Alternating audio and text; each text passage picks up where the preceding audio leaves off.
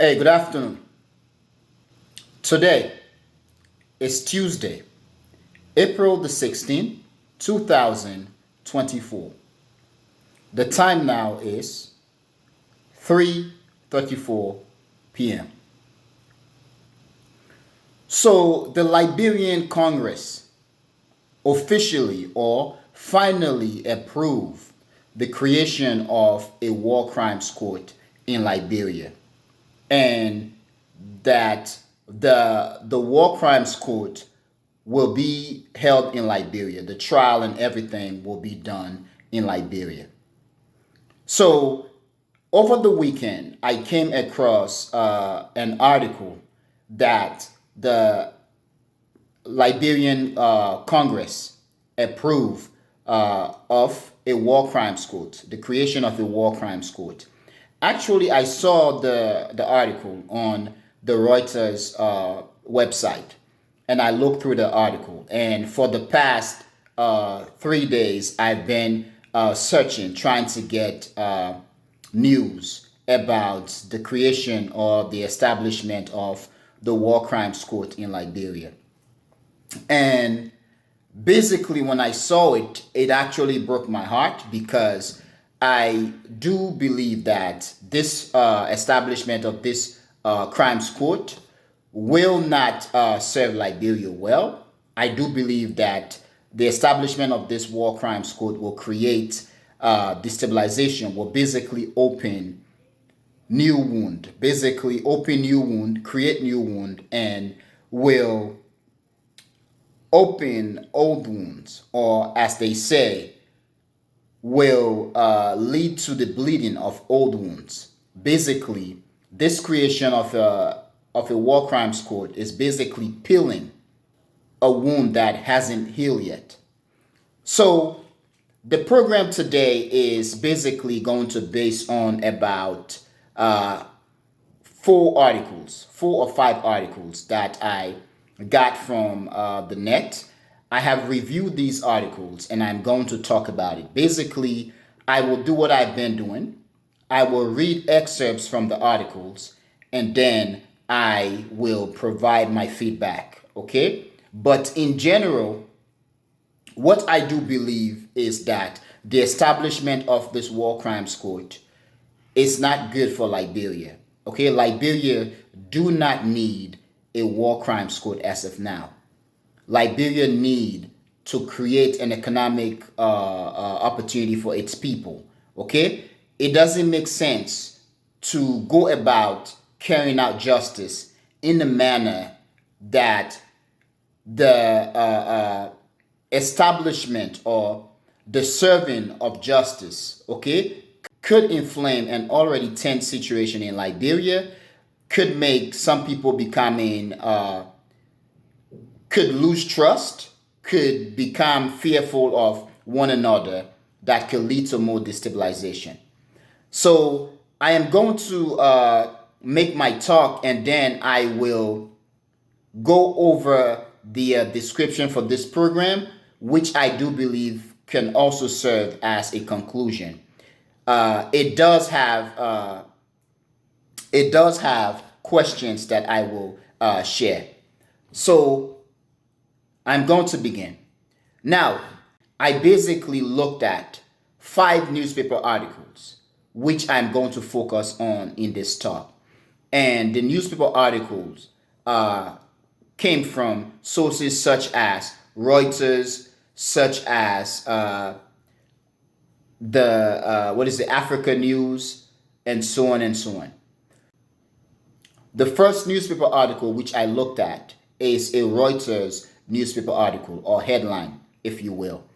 And the title for the articles reads, Liberia Senate approves war crimes court's creation.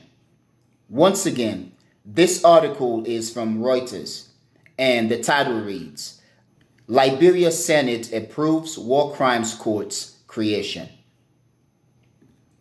Now, the second is from Foreign Relations Committee. Okay, this has to deal with Senator Rich from the United States, who is one of the member of the Foreign Relations Committee. And the headline title reads, Rich applauds establishment of war and economic crimes court in Liberia. Once again, the title reads, Rich applauds establishment of war and economic crimes court in Liberia. Now, the next article is from The Guardian. Okay? The Guardian article. The title reads, Liberia Senate votes to establish war crimes court. Once again, it reads, Liberia Senate votes to establish war crimes court. The next article or headline is from Africa News, and the title reads, Liberia Parliament approves creation of War Crimes Tribunal. And the last or the final article, or the fifth article, if you will, is from LiberianObserver.com. And the title reads, Liberia, Senate's War Crimes Court endorsement gains U.S. support. Once again, the title reads, Liberia, Senate War Crimes Court endorsement gains U.S. support. So what I'm going to do, I'm going to read excerpts from the articles or read the articles altogether, and then I will provide feedback. So I'm going to continue. The first article, which is a Reuters article.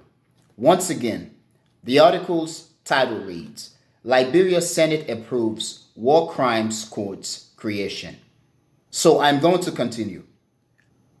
Monrovia, April 9, Reuters. Liberia's Senate on Tuesday backed the establishment of a war crimes court meant to bring overdue justice to victims of serious abuses committed during the West African country's two civil war. President Joseph Boakai proposed the resolution, which lawmakers backed during a vote in Liberia's lower house last month. It passed a second vote in the Senate on Tuesday with the backing of 27 out of 29 senators. Boakai now needs to give his own final approval. Basically, the president has to sign it into law. I'm going to continue. The move has been welcomed by activists and civil society groups that have called for the accountability for crimes committed during two civil wars between 1989 and 2003. Around 250,000 people were killed in conflicts that included massacre, rape, and the use of child soldiers. The Truth and Reconciliation Committee later called for a special court to be set up to bring to trial those allegedly responsible, but no concrete action was taken until Joseph Boakai was elected last year. Once up and running, the court would operate in Liberia in line with international standards, with backup from international institutions, including the United Nations. It will also handle economic crimes. Some in Liberia have opposed its creation, saying it risks reopening old wounds and could undermine an existing amnesty law that helped end the fighting. So that's basically the end of this article or this headline. Now, I am one of the Liberians who do believe that the creation of this war crimes court is a bad thing for Liberia.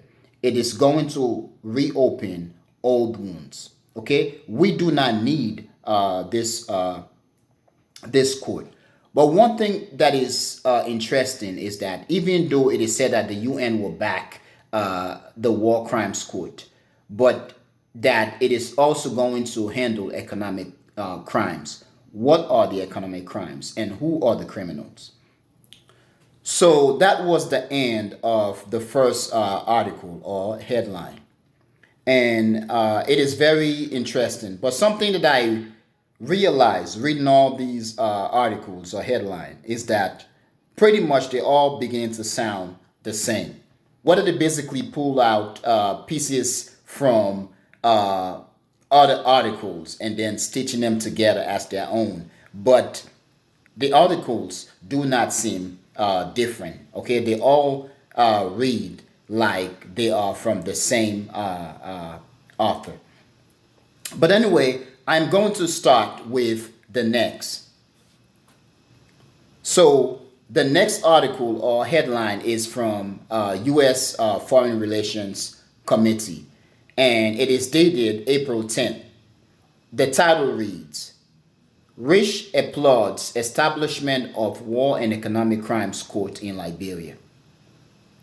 It reads, Washington, U.S. Senator Jim Risch, the Republican from Idaho, ranking member of the Senate Foreign Relations Committee, today released the following statement on the Liberian Senate's decision to establish a War and Economic Crimes Court.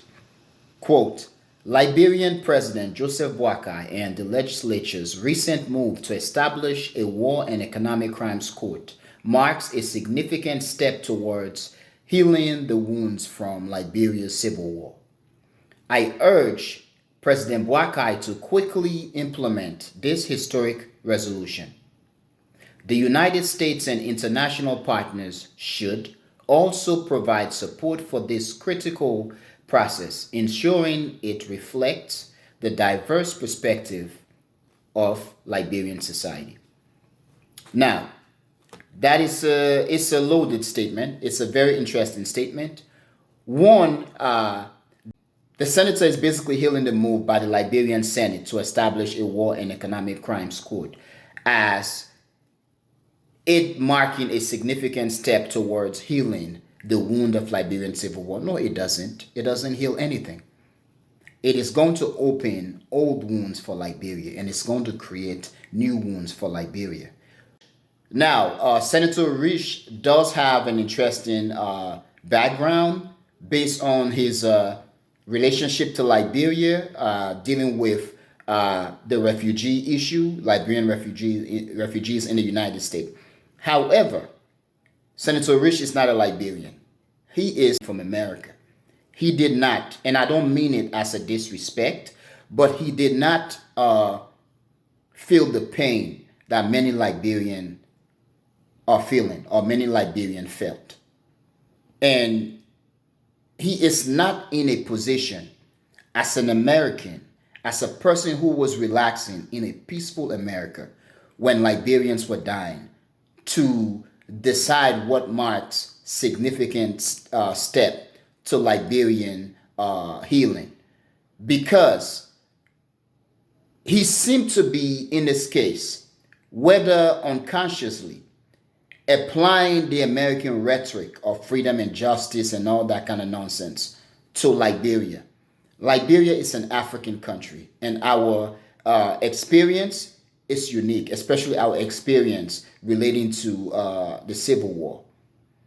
And I think what he is doing, he is making statements that, in all truth, doesn't benefit Liberia. We do not need a war crimes court. Even an economic crimes court, we do not need it. We need priorities. We need economic project. But when you're going to make it a court thing, a violation thing, then somebody must be the criminal. And we do not want that in Liberia or in Africa. In the United States, you have this thing where, for example, war on drug. In America, everything that is war on everything. So if there is a war, then somebody must be the criminal, or somebody must be the enemy. And in this move by American politicians to establish themselves, to paint themselves as tough, somebody get destroyed. Like, for example, the war on drug nonsense. It is the black and brown community that gets destroyed. And we don't see the other part of the drug war. So, yes, he does have a very interesting connection to Liberia in terms of helping with the refugee issue. However, the War Crimes Court or Economic Crimes Court does not, okay, in any way help Liberian heal, okay, in any way. Since the end of the Civil War, I cannot recall of the Liberian government actually coming up with a specific policy say we need to change our economy, okay, or our economic system. We need to make sure foreign countries do not just come and scoop up Liberia's raw material. We need to make sure foreign companies pay taxes, okay, their taxes in Liberia. Just a few days ago, I made a program, a video pertaining to blue carbon, having access to 10% of Liberian land. You cannot talk about economic crimes court when you are giving the land, the people's land, to some foreign entity. No. So this is going to create a very bad situation in the future. It may not spark to becoming visibly detrimental, but it is going to create a very destabilizing and mistrust issue in Liberia and among Liberians, especially politicians. You're going after war criminals, many of whom have established themselves and many even serving in the government. So if you're setting up a war crimes court, are you going after everybody? For example, there are Liberians who are talking and who talked about people like Ellen Johnson, okay, the former president, of her being part of the member of the gang that basically led the agitation or that carried the war to Liberia. So if Senator Rich and other international members, if they are going to talk about war crimes court and it has to be free and fair and honest, are they ready to go after Ellen Johnson and people like her? Which they are not going to do because Ellen Johnson is a darling of the West. So they are creating a situation, they are making statements which they will have to act upon. And when they do, it is the average, the regular Liberian people who are going to suffer. So I respect the senator in what he is trying to do, but the establishment of a war or economic crimes court does not and will not help Liberia heal. And secondly, we do not want, as I said earlier, to create the situation in America which everything is a war, everything is a battle, everything is a context. So I'm going to end there. The page basically did provide a little background, which I'm just going to read it just for the sake of it. But every Liberian should know about this. And the background reads, from 1995 to 2003, Liberia's civil wars resulted in 250,000 deaths and displaced millions. 1995, no. It is the 1980s. Sources may put it as 1980, 1980s, or 1989, but not 1995. The war has been going on way before 1995. But I will continue. The impact of these wars continues to haunt those affected, undermining Liberia's growth and its role as a key U.S. ally and Africa's oldest democracy. Successive Liberian governments have largely failed to implement effective transitional justice and accountability. Now, this is nonsense. One thing, I have a problem with this, okay? The whole idea that the impact of these wars continues to haunt those affected, undermining Liberia's growth. Okay, the war led to the destruction of the economy, okay? But that, in this case, yes. But we need to look also at destabilization of recent times and government's failures to implement policies that will help the people. Okay, the where this is going is kind of crazy because it went on to saying, which undermines Liberia's growth and its role as key U.S. ally and Africa's oldest democracy.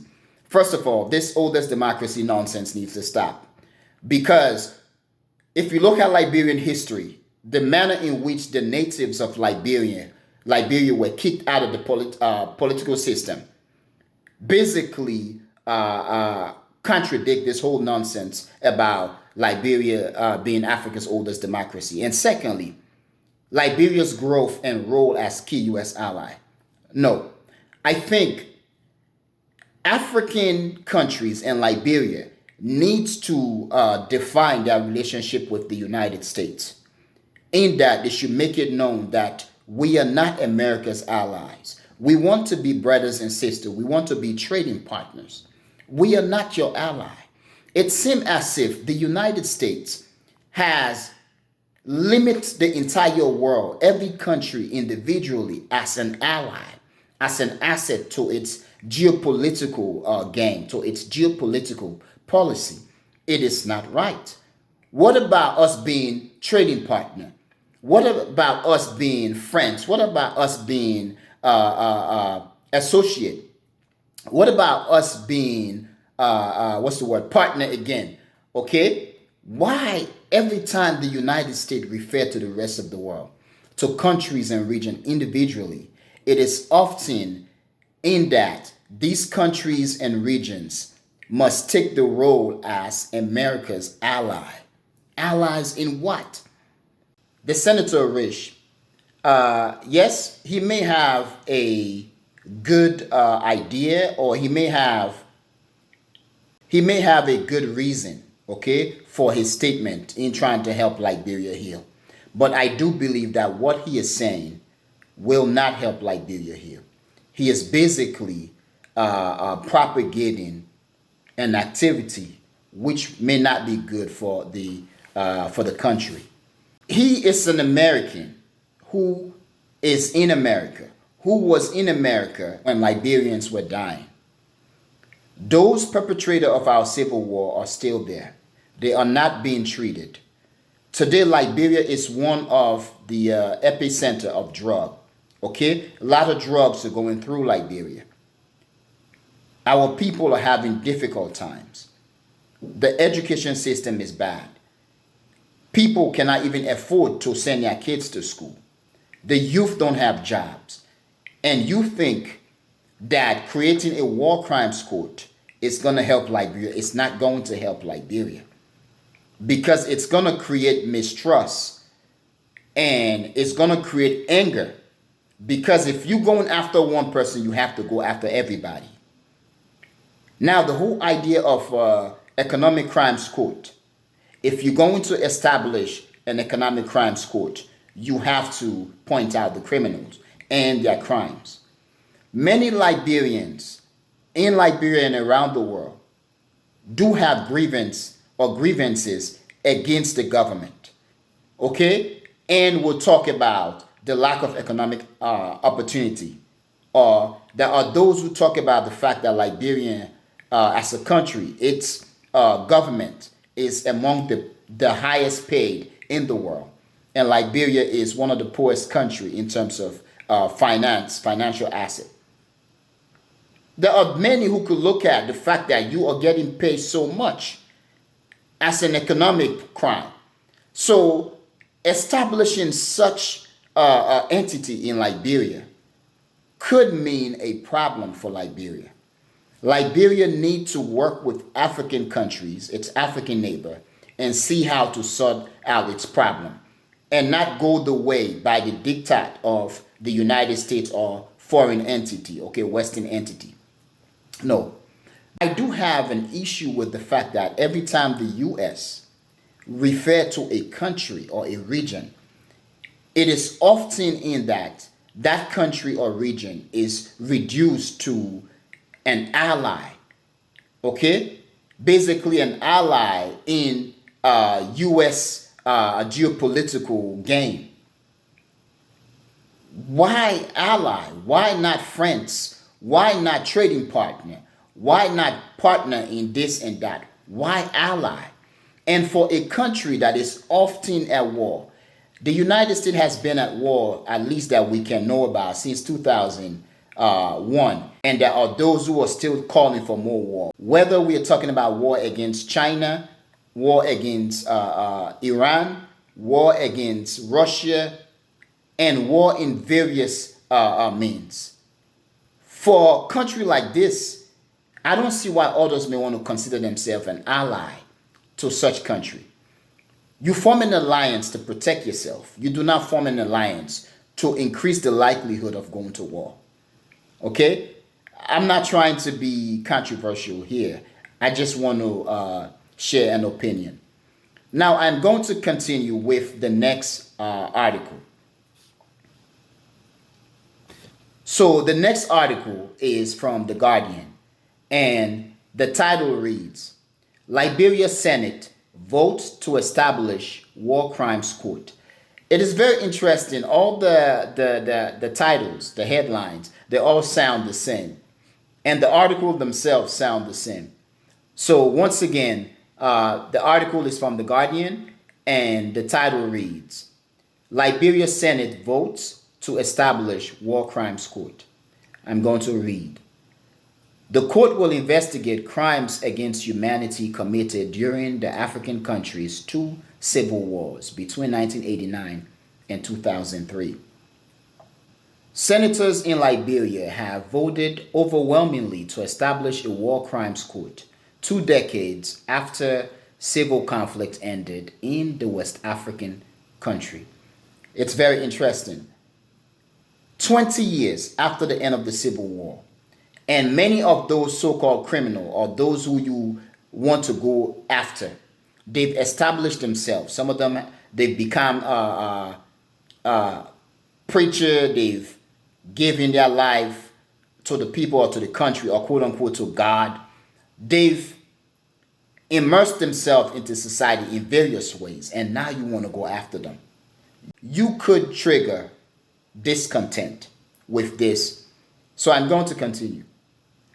The new court will investigate and try crimes against humanity and corruption committed during Liberia's two civil wars between 1989 and 2003, which killed up to 250,000 people.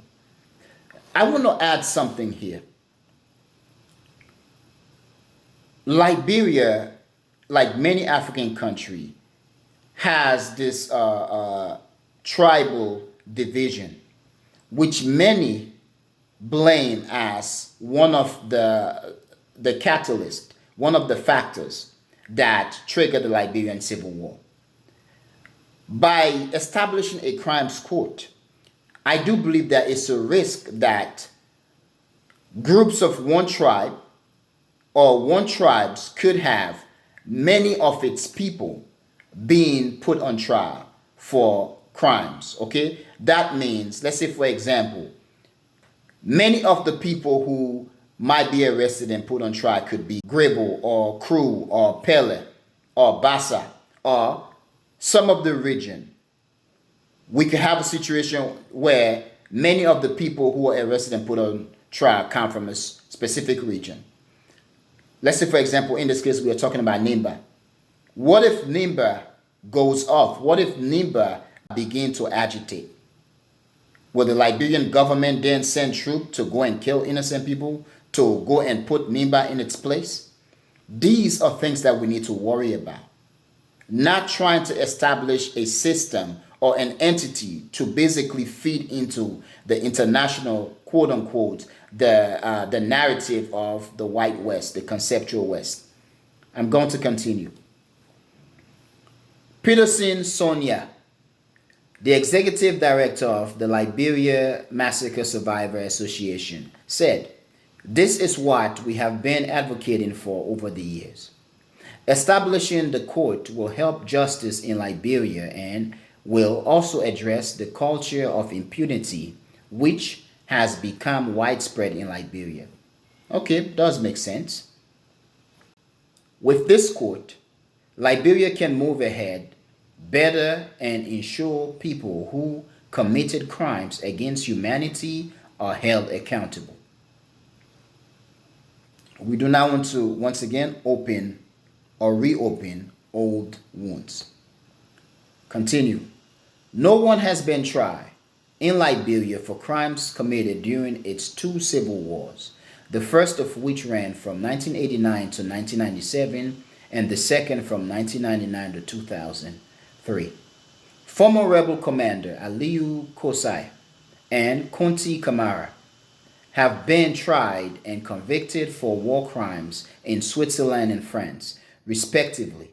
Another former commander, Martina Johnson, is awaiting trial in Belgium. So I did talk in one of my programs about Kunti Kamara. The former Liberian president, Charles Taylor, was sentenced to 50 years in prison for crimes committed in neighboring Sierra Leone after hearing at a special court at The Hague. His son, Charles Chucky Taylor Jr., was tried in the United States and sentenced to 97 years in jail for torture during Liberia's Civil War. Civil society have been calling for the creation of a court since the end of the war, when thousands of people were mutilated and children were recruited as soldiers and sex slaves. Liberia's Truth and Reconciliation Commission recommended a court to be established in 2009, but there was little political appetite to move forward until President Joseph Boakai promised to explore the possibilities during his inauguration in January this year. Senators voted 27 out of 29 in favor of the court last week, after the resolution was backed by MPs in the lower house in March. Boakai still has to give his final approval and will need to ask the International Committee for money to fund the new court. So this is interesting. And this is why I do believe some things you don't say. Because once you say certain things, you have to act upon it. By Joseph Boakai mentioning this in his inaugural address. Now, he has no choice but to act upon it. And acting upon it may not be good for Liberia. So that's it. I'm going to end right there. Now, the second headline or article is from Africa News, and I'm not going to read that. Okay, it's kind of like the other three which I went through, and this article or headline once again from Africa News. The title reads: Liberia Parliament approves creation of War Crimes Tribunal. So I'm not going to read it. So the next article is from LiberianObserver.com. But then I'm seeing on the side, it says Daily Observer. So I'm not sure exactly whether this is actually from Liberia, or it is from some organization in the United States. Okay? So once again, the article is from Liberian Observer, and the article's title reads, Liberia, Senate's War Crimes Court endorsement gains U.S. support. Once again, the article's title reads, Liberia, Senate's War Crimes Court endorsement gains U.S. support. And it does have an author. Actually, the name is by, okay? I'm looking at the author's face. The author's face actually resembles somebody who I knew, somebody who I grew up with. So it's very interesting. And that person's first name was Bai, or at least I remember family members used to refer to this person as Bai, B-A-I. So I'm going to continue. When I read the article, it gave me a balanced feeling when I read it, because one, I'm seeing it is well written, but I am getting the feel that it has some of the same sentiment of Liberians who want justice and pushback. And then it does mention Senator Risch, and it gives some information, some background information about Senator Risch, which I thought or I think is very interesting. The article starts with a question: is Liberia edging closer to closure? And I will read. A wave of cautious optimism is washing over Liberia as its legislature overwhelmingly endorsed a resolution to establish a war and economic crimes court. This long awaited decision, a crucial step towards addressing the deep scars left by the country's brutal civil war, has received strong backing from the United States. Senator James Elroy Risch, ranking member of the U.S. Senate Foreign Relations Committee, called the move a significant step toward healing the wound from Liberia's civil wars. The two wars, which raged from 1989 to 2003, claimed an estimated 250,000 lives and displaced millions. Despite international calls for accountability, successive Liberian governments have failed to hold perpetrators responsible for the atrocities committed. It seems as if the authors of these articles basically are discussing and they are taking pieces from each other's or one another's article and stitching it together as their own. Because I'm seeing, and it doesn't seem so much that they are quoting one another. It seems as if they're actually taking from one another's or each other's article. Senator Risch's statements went beyond mere praise. He urged President Joseph Boakai to swiftly implement the resolution, emphasizing the importance of the court reflecting the diverse perspective of Liberian society. This indicates that the U.S. views the court's legitimacy and inclusivity as central to its success. Furthermore, Senator Risch highlights the need for international support, suggesting potential U.S. collaboration alongside financial and technical assistance. Now, usually when the United States and the so-called international community, I'm talking about the conceptual West, the white West, when they give you money, financial or economic or technical support, they control you in one way or another. But I want to stress, what if this whole push by the United States to establish war and economic crimes court in Liberia is a move to go into Liberia to be able to have access to those quote unquote Liberians. Let's say, like example, for like Prince Johnson, who is alleged to have killed Americans during the Liberian Civil War. If that is the case, why is the United States pushing the Liberian nation, the Liberian government, to make a decision that could be very detrimental to the government's policy or to Liberia in general? I'm just asking. I am going to continue.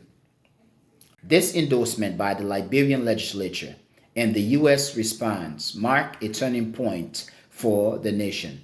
For decades, the wounds of the civil wars have festered, hindering Liberia's development and stability. The prospect for a war crimes court offers a chance for a long denied justice and a path toward reconciliation. I don't know what the heck this person is talking about. What do you mean?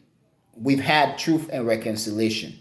As much as Liberia has its problem, okay, and many of the so-called quote unquote perpetrators of war crime are still there. Liberia, they are worrying mostly about an unstable government and the lack of opportunities. I don't know why the establishment of the court is what going to lead to reconciliation. Okay, I don't know. I think this is just a. I think it's just a speculation here. Yeah, So I'm going to continue. Victims' family may finally see accountability for the horrific acts endured. The court could also serve as a deterrent against future violence and strengthen Liberia's democratic institutions by upholding the rule of law. Now, the future of Africa, in order for Africa to heal, in order for Africa to finally liberate itself, there could be violence. And that is because outside institutions, they have a very strong grab of Africa. They are holding Africa hostage. Africa will have to liberate itself, and there could be violence. Such thing as a war crimes court could lead to a constraint, which could lead to the revolutionaries being destroyed. They're going to be destroyed by the International Committee. I'm going to continue.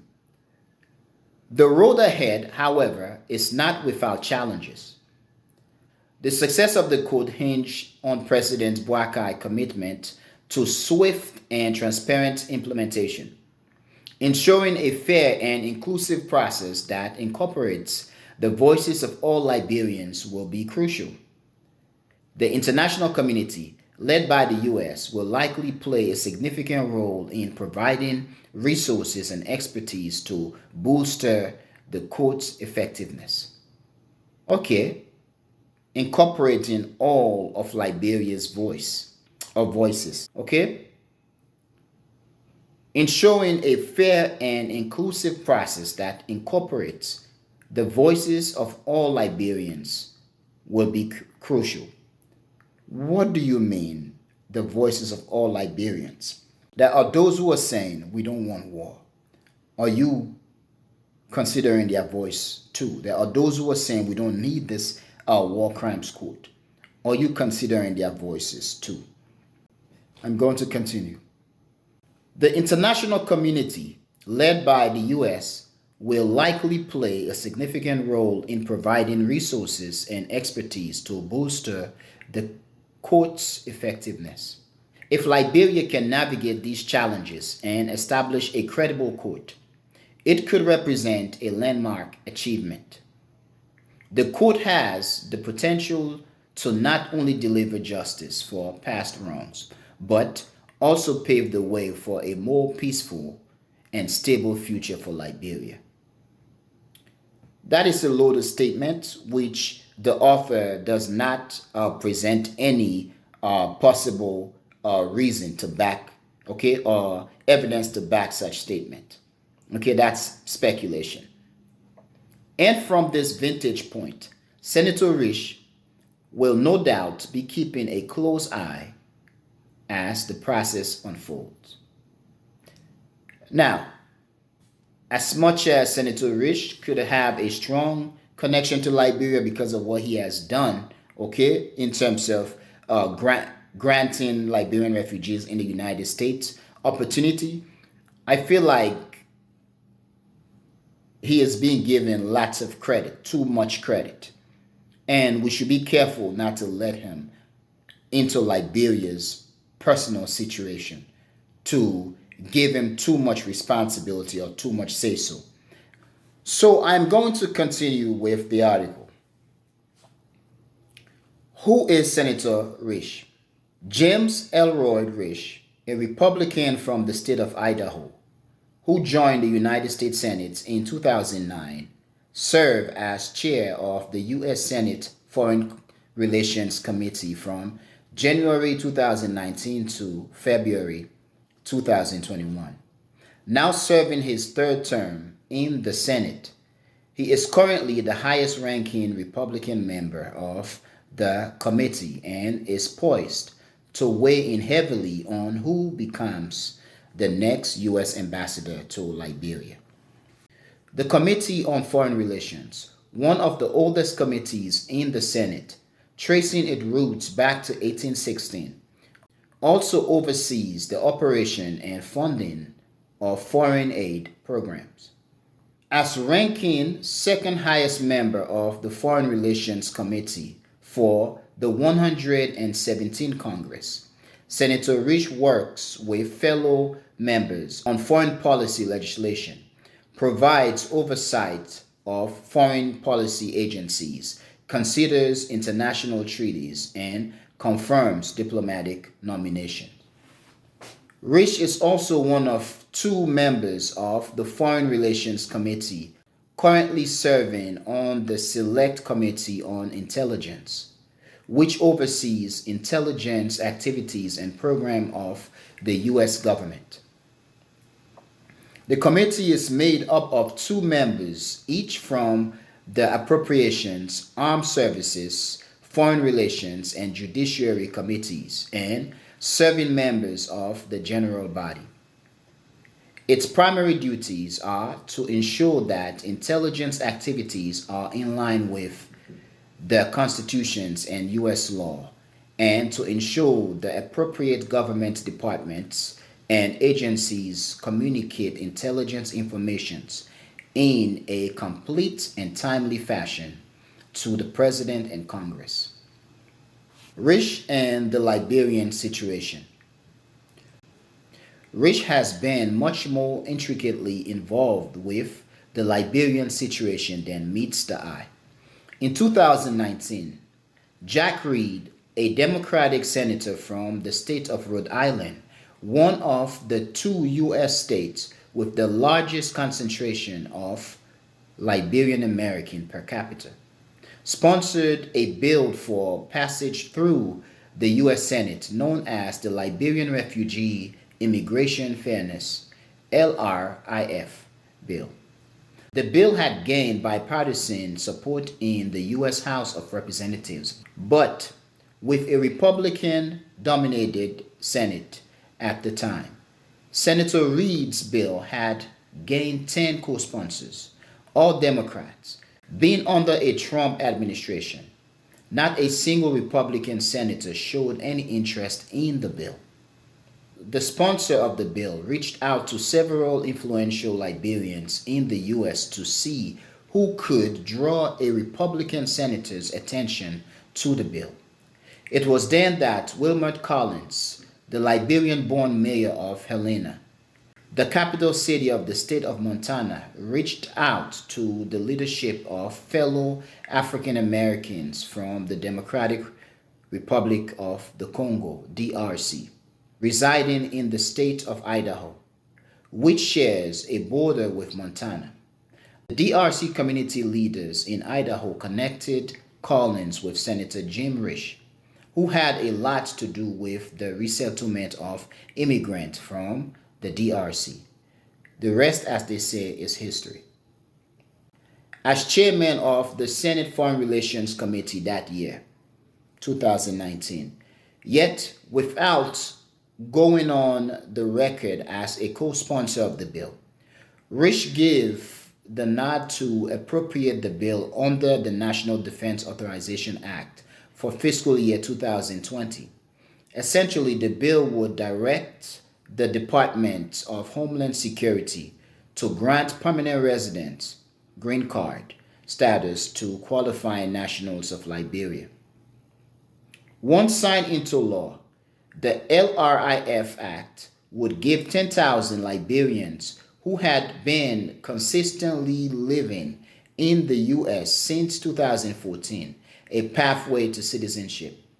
This also meant that tens of thousands more would benefit directly from this legislation. Needless to say, Christmas came a few days earlier that year. Enacted on December 20, 2019, the National Defense Authorization Act for fiscal year 2020 included the provision of the Liberian Refugee Immigration Fairness (LRIF) Act. It provides an opportunity for certain Liberian nationals and their spouses, unmarried children under 21 years old, and unmarried sons and daughters 21 years old or older living in the United States who meet the eligibility requirement to obtain lawful permanent resident status, receive green card. Okay, so this basically paints the Senator Risch in a good light. Okay, now I have to move on here. So I'm going to end by reading the description to this program, which also served as the conclusion. I'm going to read. The Liberian Congress approved the creation of a war crimes court.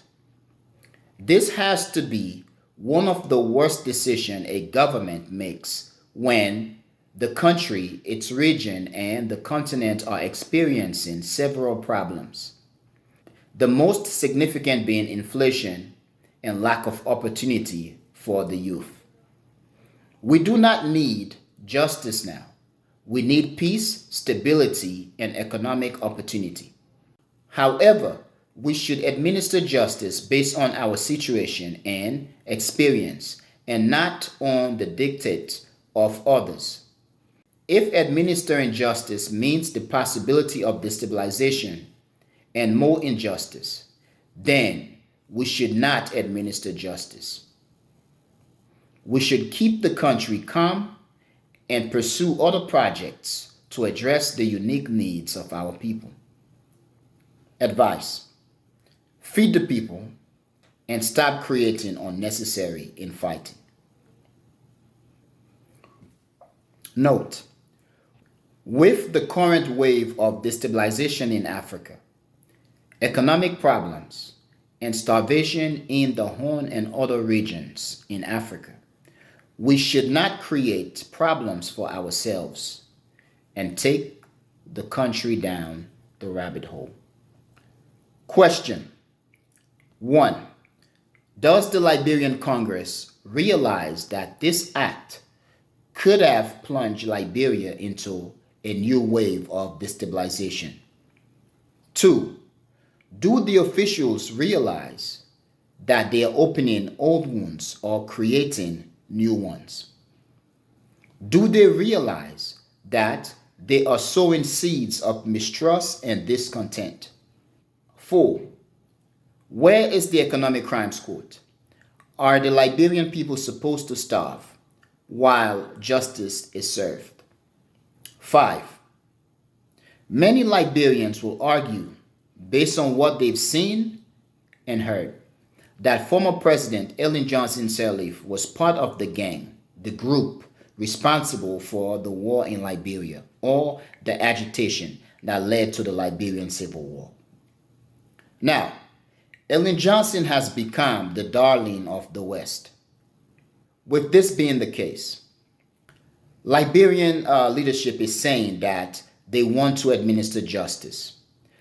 But if justice must be served, as many Liberians are arguing, are they willing to go after Ellen Johnson?